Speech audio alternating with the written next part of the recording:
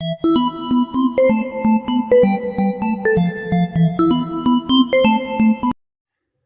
दोस्तों, welcome back to my channel. और आज हम क्लास 11th का चैप्टर नंबर 7 लेके आए हैं। ठीक है, संघवाद।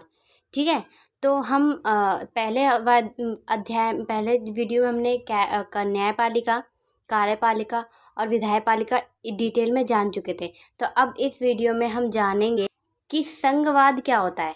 तो देखो, आगे बढ़ने से पहले मैं आपसे यही कहना चाहती हूँ कि मेरे चैनल पर अगर आप नए आए हैं तो प्लीज़ मेरे चैनल को ज़्यादा से ज़्यादा सब्सक्राइब करें और इसे ज़्यादा से ज़्यादा शेयर करें। ठीक है, ताकि दूसरे को भी मदद हो सके। उसके बाद अगर आपको वीडियो अच्छी लगे तो लाइक कर दें। ठीक है, तो देखिए, हम आगे बढ़ने से पहले हम ये जानेंगे कि संवाद होता क्या है। पहले इसे डिटेल में जानेंगे, संक्षिप्त में जानेंगे, तब जाके इसकी पूरी परिभाषा जानेंगे। तो पहले देखते हैं कि जो संघवाद है, संघवाद दो दो शब्दों से बन के मिला है, संघ प्लस वाद। ठीक है, तो देखिए, ये संघ मतलब होता है संगठन। संघवाद मतलब क्या होता है? संघ मतलब होता है संगठन। उसके बाद वाद का मतलब होता है विचार। ठीक है, ठीक है। देखिए, अगर हम कहते हैं, देखिए, किसी भी चीज के आगे वाद यानी पीछे वाद लग जाए तो वो समझ ली वो विचार बन जाता है। वो क्या समझ लीजिए, वो विचार है। ठीक है, तो ये दो शब्दों से बन के बना है। वो दो शब्द कौन है? संघ प्लस वाद। संघ प्लस वाद। संघ यानी संगठन का संगठन।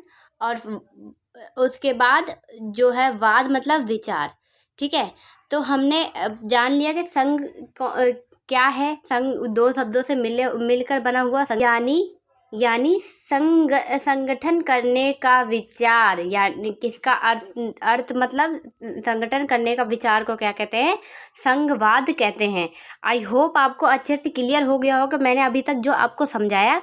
चलिए, अब स्टेप बाय स्टेप जानते हैं कि इस चैप्टर में हम संघवाद के बारे में क्या जानेंगे। आपको संघवाद के बारे में कोई डाउट नहीं होगा। मैंने जितना आपको समझाया है, अगर कोई डाउट हो तो कमेंट कीजिएगा, या तो वीडियो दोबारा देख ले। ठीक है, चलिए आगे बढ़ते हैं। देखिए, पहला क्वेश्चन यही आता है कि संघवाद क्या है।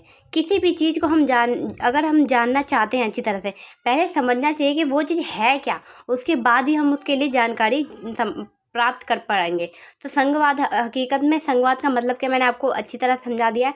आगे जानते हैं। देखिए, सोवियत संघ विश्व के एक महाशक्ति पर 1989 के बाद वह अपने स्वतंत्र देशों में बट गया।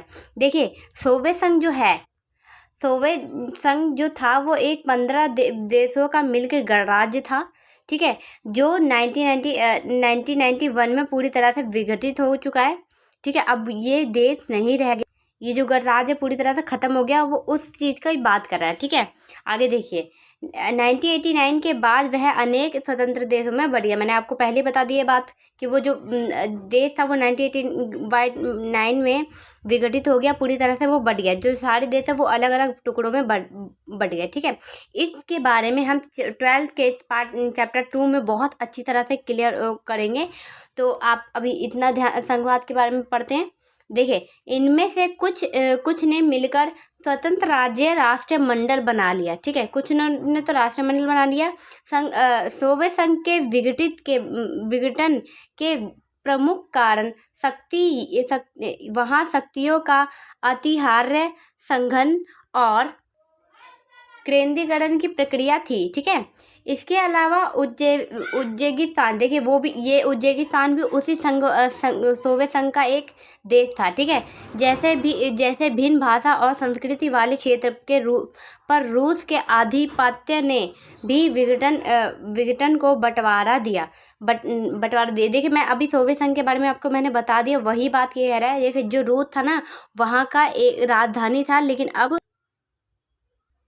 रूस जो है वो अलग देश बन चुका है। ठीक है, आइए देख। और जो सोवियत संघ की जो कहते हैं ना कि उसका पद किसने संभाला, तो रूस ने संभाला। ठीक है, आगे देखिए, कुछ अन्य राज्य जैसे चेकोस्लोवाकिया और युगोस्लाविया और पाकिस्तान के भी अपने देश का विभाजन देखना पड़ा। ठीक है, देखिए हम अभी सोवियत संघ के बारे में ही जान रहे हैं, कैसे एक देश, वो गणराज्य, इतना बड़ा गणराज्य कैसे एक मतलब कि अलग अलग देशों में बढ़ गया, और वो क्या हो गया, वो संघवाद हो गया। मतलब कि यानी अलग अलग देश, सभी देश ने अपनी तरफ से एक संगठन बना लिया, अलग अलग अपना अपना। ठीक है, पहले वो एक था, अब वो अलग अलग टुकड़ों में बढ़ गया, तो वो अपने अपना संगठन बना दिए, जो संघवाद कहलाए।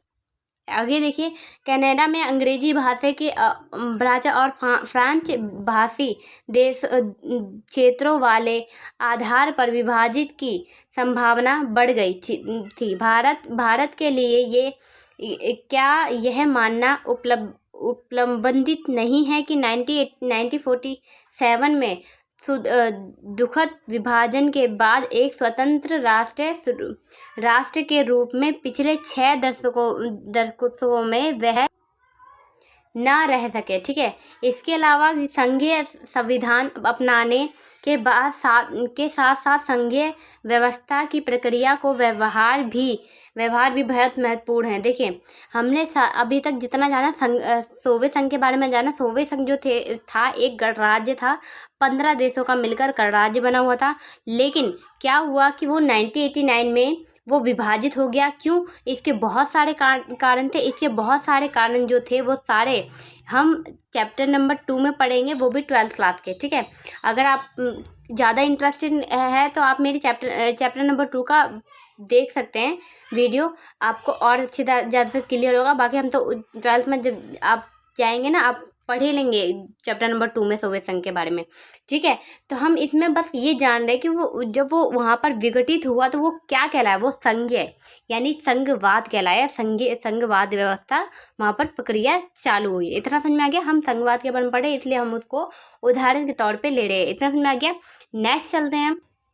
देखिए, फिर संघवाद की कुछ मूल्य अवधारणाएं और विचार अवश्य है। ठीक है, देखिए हम इसके संघवाद के क्या विचार है, क्या धारणा है, अवधारणा है, वो पढ़ेंगे। 5 नंबर के क्वेश्चन में आता है, आप याद रख लीजिएगा। ठीक है, इसे नोट कर लीजिए, या तो फिर उसके बाद जब आपको पढ़ा रही तो एक ध्यान से सुनिएगा। ठीक है, भूलिएगा मत। आगे देखिए, हम पढ़ते हैं पहला क्वेश्चन पहला पढ़ते हैं, जो अवधारणा है, जो विचार है संघवाद का। पहला पढ़ते हैं, निश्चित रूप से संघवाद एक गत प्रणाली है जो दो प्रकार की राजनीति व्यवस्थाओं को समापित करती है। इसमें एक प्रांतीय स्तर की होती है और दूसरे केंद्रीय स्तर की। देखिए, एक प्रांतीय स्तर की होती है, एक केंद्रीय स्तर की होती है। ठीक है, क्या होती है वो? दो तरह के दो प्रकार की होती है राजनीतिक व्यवस्था। ठीक है, इतना समझ गया? आगे देखिए, प्रत्येक सरकार अपने क्षेत्र में स्वायत्त होती है। ठीक है, सभी सरकार का अपने क्षेत्र में स्वायत्त होता ही है। कुछ संघीय देशों में दोहरी नागरिकता की व्यवस्था होती है और भारत में एक ही नागरिकता है। देखिए, दोहरी नागरिकता यानी जिस राज्य में या जिस शहर में आप रहते हैं और जिस देश में रहते हैं, तो उसमें क्या होता है कि आपको राज्य की भी नागरिकता मिलेगी, देश की भी नागरिकता मिलेगी। अगर यहाँ से निकाला जाएगा तो जरूरी नहीं है कि आपको देश से भी निकाला जाएगा।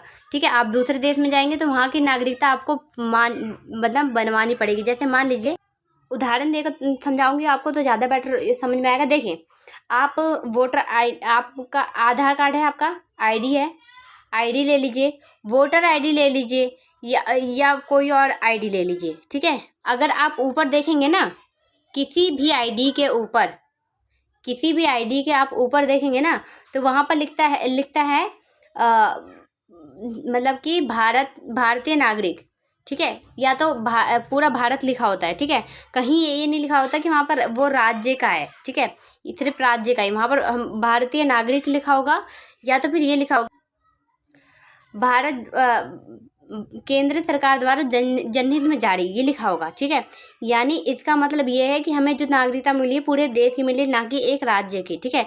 ऐसा हमारे में नहीं होता, इसलिए हम भारत में क्या है, एकहरी नागरिकता है। और दोहरी नागरिकता वो होता है जिस देश में राज्य के साथ साथ, मतलब देश के साथ साथ राज्य की भी नागरिकता होती है। यानी उनके पास 2 कार्ड होता है, एक तो राज्य के साथ होगी, एक देश की होगी, ठीक है। उस पर देश और राज्य की नागरिकता दोनों होती है। इतना समझ में आ गया। आगे चलते हैं। इस प्रकार लोगों के दोहरी पहचान और निष्ठाएं होती हैं, वह अपने क्षेत्र में भी और होते हैं और अपने राष्ट्र में भी। मैंने आपको वही बता दी, जहाँ पर वो रहते हैं वो वहाँ की भी नागरिकता होगी, जहाँ पर, और देश की तो होनी है। उसके बाद देखिए, देश जैसे हमने कोई भी गुजराती, या मतलब ये आपको उदाहरण दे के बताया गया है, ठीक है। आगे चलिए। देखिए, प्रत्येक स्तर पर राजनीति व्यवस्था की कुछ वरिष्ठ शक्तियाँ और दायित्व होते हैं, तथा वहाँ के अलग सरकार भी होती है। इतना समझ में आ गया। वही बात बता रही जो मैंने आपको पहले बता दिया। आगे देखिए, हमारा दोहरे शासन की विस्तृत रूपरेखा अमूमन एक लिखित संविधान में मौजूद है। यह संविधान सर्वोच्च होती है और दोनों सरकारों की शक्तियों का स्रोत भी होती है, ठीक है। इतना समझ में आ गया। देखिए, आगे देखिए, राष्ट्र महत्व के विषय में जैसे परिरक्षा और मुद्रा का उत्तरदायित्व संघीय तथा केंद्र सरकार का होता है, क्षेत्र या स्थानीय महत्व का विषयों पर प्रांतीय, राज्य और सरकार की जवाबदेही होती है, ठीक है। अब देखिए, क्या ये क्षेत्र की बात हुई, राज्य स्थानीय की बात हुई, इसकी और इसकी जो महत्वता होती है उस पर कौन जवाबदेह होता है, वहाँ की राज्य सरकार होती है, ना कि केंद्र सरकार। इतना समझ में आ गया। आगे देखिए, हमारा लास्ट पॉइंट है इस संघीयवाद की अवधारणा का। तो देखिए, केंद्रीय और राज्य मध्य किसी टकराव को रोकने के लिए एक स्वतंत्र न्यायपालिका भी व्यवस्था होती है, जो संघीय का समाधान करती है। न्यायपालिका का केंद्रीय सरकार और राज्यों के बीच शक्तियों का बंटवारा करने के संबंध में उठने वाले कानूनों विवादों को हल करने का अधिकार होता है। आई होप इसे समझाने की जरूरत नहीं है, आपको अच्छी तरह से समझ में आ गया होगा। देखिए, किसी भी देश में एक स्वतंत्र न्यायपालिका होना जरूरी है, जैसे हमारे देश में भी है। वो, और जो न्यायपालिका वो क्या करती है, वो केंद्र और राज्य के बीच में जो बंटवारे होते हैं उनको क्या करती है, उनको वो जो शक्तियाँ होती है उनको बांटती है, ठीक है। और जो उनके विवाद होते हैं उन मसले को हल करती है। कौन करती है? न्यायपालिका। आई होप, मुझे पता है कि इसमें आपको कोई समझाने की जरूरत नहीं है, क्योंकि आपको न्यायपालिका में अपने चैप्टर, मतलब ये सब बातें आपने अच्छी तरह जान लिया है कि न्यायपालिका क्या करती है, केंद्र और राज्य के बीच में जो शक्तियाँ उनको बांटती है, ठीक है। उनके जो मसला होते हैं उनको हल करती है, ठीक है। आई होप आपको समझ में आ गया होगा अच्छी तरह से। तो देखिए, आगे हमारा भारतीय संविधान में संघवाद।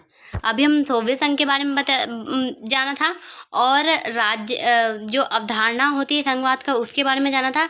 अब हम जानेंगे भारतीय संविधान में संघवाद की क्या पहचान है, क्या करता है, वो सब इसमें हम जानेंगे। तो ये हम नेक्स्ट पार्ट से शुरू करेंगे। तो अगर आपको ये वीडियो अच्छी लगी हो तो लाइक कर देना। मेरे चैनल पे अगर आप नए आए हो तो प्लीज़ सब्सक्राइब कर लीजिए, ठीक है। ये हमारा पार्ट 1 है चैप्टर नंबर 7 का।